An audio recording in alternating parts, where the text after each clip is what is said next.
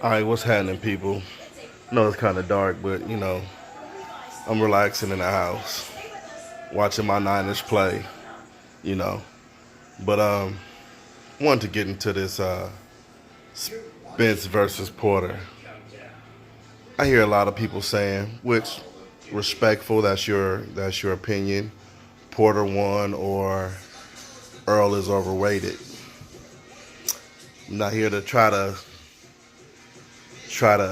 change your perception of what you've seen on the fight. I just have my own perception of what I've seen fight night. You had Sean Porter, like always, respect to him and his pop. They came in and they were strong. I think this is the strongest Sean Porter ever came in. Strength and conditioning.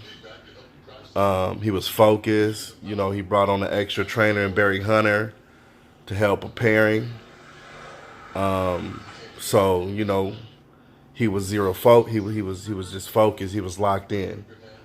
Earl, on the other hand, he say no strength and conditioning. He spent the whole time blowing up in weight, so not really can get his strength and conditioning on, just basically training and losing weight.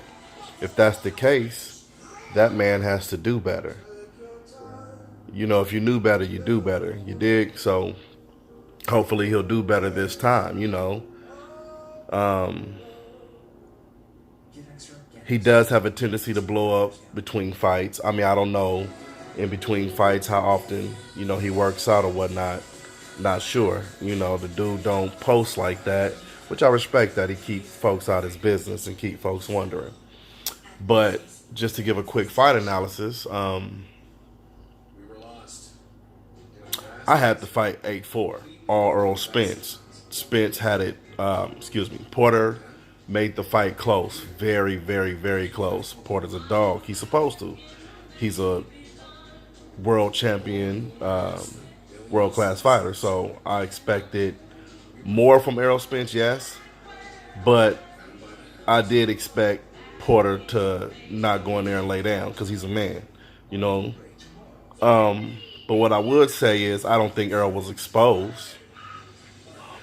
We got to remember Earl started his boxing career late. Yes, he competed in the Olympics and whatnot, but he still, like Deontay Wilder, started his career kind of late.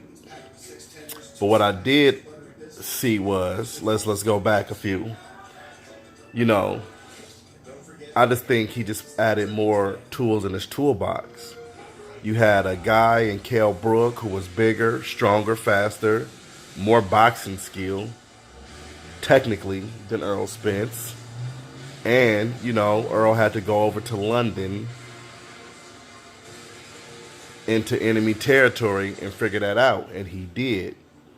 Then we had everybody say, oh, Mikey's going to outbox Spence. Mikey's the better boxer.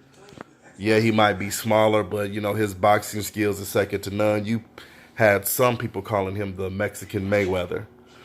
Uh, you had our big brother Nazim Richardson give Garcia a lot of respect, saying, he's just like Mayweather with his boxing IQ. You had a bunch of different trainers, give Mikey his respect, which he's supposed to because Mikey's a dog. And Mikey, can fight his ass off. But what happened? Spence went in there and outboxed him. Made it look easy. Then we had this guy, Sean Porter, who's never in a pretty boxing match. Never. Even when he tried to box, it's ugly. He just looks awkward when he tried. Like when he fought Ugas, it was just ugly. I'd rather have a ugly win than a pretty loss though. So much respect to Porter. But what Earl showed is I can fight in a bar. I can have a bar fight and still win because that's what it was, a bar fight. It wasn't pretty. Everybody like, oh, well, Keith Thurman got on his bicycle and jabbed his way to a victory. When he was exchanging with Porter, he was losing and they both rocked each other.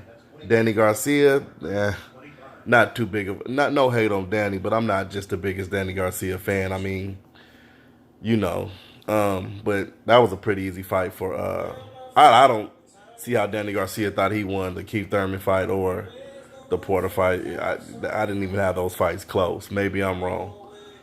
I have no real reason to like Danny, but not like Danny. Excuse me, but I watch his fights. Dude's just not my cup of tea. But much respect to him because he's a world champion. But back to Spence, he showed he can fight a bigger, stronger guy. He can outbox the better boxer, and he can beat the brawler. Man, that is more tools in a toolbox. People said Floyd lost to Castillo, to Madonna. You know, so every fight's not going to go your way. You just have to make those adjustments and outfight the fighter. And Earl stayed in the pocket and swung with Porter. It was ugly. But, I thought Earl did enough.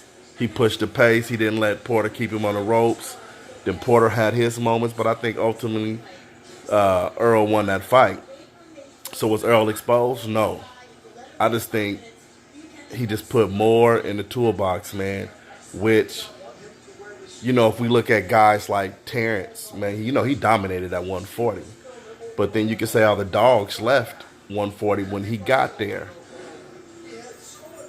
And look who he fought at welterweight. Amir Khan, his day is gone.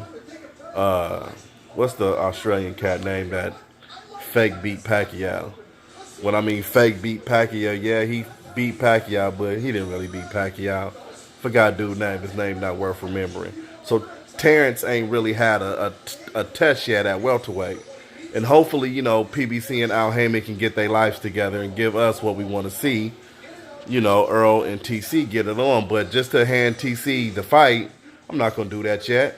Because, TC ain't fought no real tests at welterweight. And we don't know what TC has. TC looked like he has the goods.